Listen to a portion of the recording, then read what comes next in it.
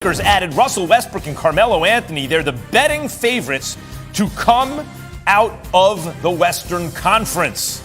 However, Klay Thompson, he's not back yet, but he's expected to be back sometime during this season. What are we talking about, December? That means the Warriors will have Thompson, Steph Curry, and Draymond Green all on the floor again. That's the Warriors, right? Plus, they got some young athletic guys. And in Brooklyn, Kyrie Irving and the Nets remain at an impasse as the team decided to not allow him to practice or play with them until he complies with New York City's COVID-19 mandate.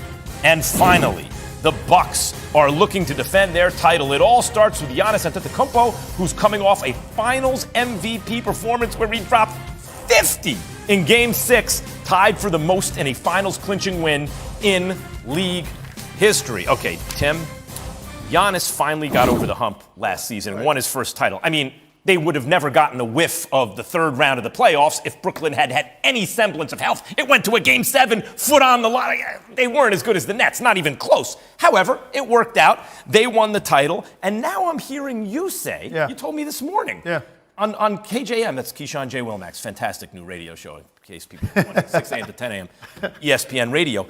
This could be Giannis's best season? He won 2 MVPs and then a title. How? Yeah, because he's that rare breed of guy that's not satisfied with the fact that he checked off a few boxes. You know, I got my MVP. I got this thing across the finish line as a star player, and I got my championship for a franchise. Hadn't done it in 50 years. That's not what Giannis Antetokounmpo wants. He wants to be one of the greatest to ever do it. So if there's ever been a leader in the NBA that's not going to get complacent and will not allow anybody in that locker room to get complacent, you're looking at him. He still sets the tone. He wins every sprint. He's the first guy there every day. He wants to be considered one of the greatest of all time, so he's going to drive this train. They're still going to have their foot on the gas, and there's a lot of situations, if everything went exactly as it did for another franchise, another player over the last 3 years, maybe I say, you know what, I just can't see them being that hungry again. He won't allow that to seep into that locker room. They've got great defensive consistency, well coached, connected to their coach, enough depth, and most importantly, he proved he could play well under pressure in a finesse way at the line with some mid-range jumpers. He broke that barrier that was around him, and now I think they're a very confident and pressure-free team. If he gets better, look, the title for years of best player, undisputed, it was LeBron James. Indisputably, he was the best. Now, LeBron's still in the mix, so is KD, but so is Giannis. Like, if Giannis gets better, there's a chance that by the end of the season, if he gets better, maybe we're calling him the best in the business, period. On the other side tonight, Kyrie is still not with Brooklyn, Tim. Just what are the Nets? Okay, KD and Harden. It's pretty good, right? Without Kyrie, what are the Nets? Well, I think here's the problem. As long as that's looming, when's he coming back? Is he coming back? Is he going to play on a home, on a road? What's going to happen with Kyrie? Are we going to trade him at some point? What's going to happen? I think the distraction is going to hurt them. If at some point he's either in the fold and healthy and there every night, or they move on from Kyrie Irving with 2 of the top 5, top 6 raw offensive talents in the league, obviously that's enough to be on a short list of contenders. But I said before the year last year, with those 3 guys, which is the most raw firepower we've ever seen on 3 players on the same roster, I said nobody in the league has enough to stop this group. But it's going to take what? Health, and it's going to take lack of drama. They haven't had either yet. So I don't think you automatically just give them the benefit of the doubt. There's just not enough body of work to know what it's going to look like. So that's why, for me, a proven entity, a cohesive team, coming in relatively healthy, I think the Milwaukee Bucks are still the favorite in the East right now. Kyrie, will you get it together? Like, what James Harden and these guys showed last year, Harden and KD, forget it. It's over. Even Harden and Kyrie were too much on that West Coast road trip. Like, early on, Harden wasn't even in shape. All 3 of them, KD and Kyrie, were killing the Bucks. All 3 of them together? I want to see it. But let me ask you a question. Did you not care at all about the fact that Kyrie breaks down repeatedly? Harden's been breaking down the last 2 years. I just choose to ignore it. I don't want to think about that, Tim. So I want to see it. I want to see it. All right, just making sure. Another marquee matchup tonight as the Warriors take on the Lakers. Tim will have more on that a little bit later in this show. For one game, for conduct detrimental to the team, head coach Doc Rivers threw Simmons out of practice. And the suspension came shortly thereafter. Sources tell our Adrian Wojnarowski Simmons will serve the suspension for tomorrow, the season opener, at the Pelicans. Here's teammate Joel Embiid on Simmons. At this point, I don't care about that man, honestly. He does whatever he wants. That's not my job. That's those guys' jobs. I'm only focused on trying to make the team better, win some games, play hard every night, try to lead, the guys that we have here. And I'm sure they feel the same way because, our chemistry has been excellent. Despite everything that's been happening in the last few months, like I said, I don't really care. But so are you saying that you don't want him to? You don't feel he wants to be here? You said. I don't know.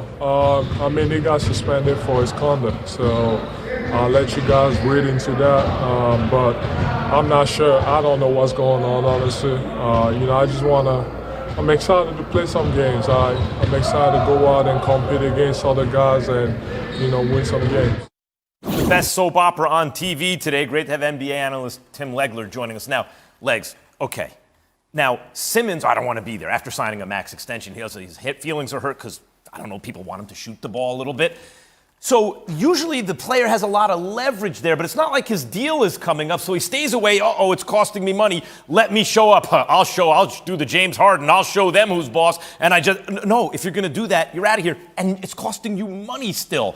He can't be long for Philly. Yeah. But how soon? Like, how does this end? When does it end? We shouldn't be here, first of all. They should have seen it right after the season ended against Atlanta. Max, here's the thing no one's talking about. Ben Simmons himself indicated to the team, based on his public exposure in that series as a guy with a fragile psyche, he was telling the Sixers, I can't suit up in a Sixers uniform anymore. And it wasn't all about Embiid and Doc Rivers hurting his feelings.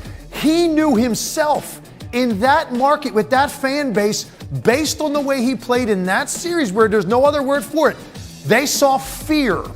He knew, I can't play there. I'm trying to tell you guys, I don't want to be there. I can't play there. Better for me to move on. So we shouldn't have let it drag to this point. This should have happened over the summer. So now the Sixers are in a tough spot. Do you allow this guy by coming in and having this kind of body language, not participating in drills, standing off to the side when you're doing team activities? Are you going to allow this guy to just dictate, I'm out of here now?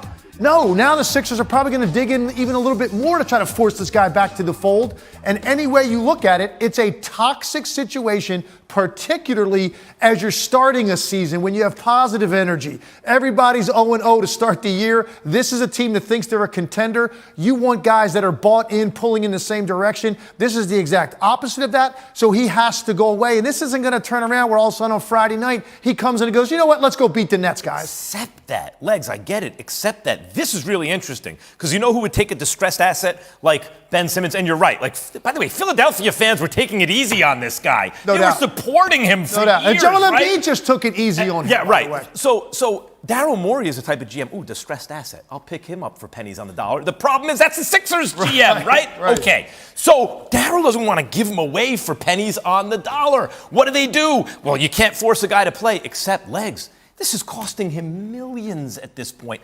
I think maybe they can get him to play. Maybe it's like, no, you can't just show up and go through the motions because we'll throw you out of practice and that'll cost your money. Well, listen, you might be right from this standpoint. The only reason he showed up in the first place was because a couple direct deposits didn't hit. And he said, whoa, this is really creeping up there, the amount of dollars I'm losing. So he shows up, but he didn't show up in the right frame of mind. He showed up just to stop the bleeding financially. And that didn't work? No, it didn't work. And so now he's going to bleed a little bit more with this suspension. So if the thinking is eventually this guy's going to say, okay, I guess I got to show up and play hard, but mentally he won't be there. And I think what's going on right now is fracturing the respect dynamic with the guys in that locker room. Yeah. This is not a tenable situation. It can't have a positive ending with Ben Simmons in a Philadelphia uniform. It's just a matter of how long is this going to take, and do you ever actually see the guy on the court playing hard and committed? Daryl Morey wants to sell as high as he can, but maybe every day, like today is the highest it'll be.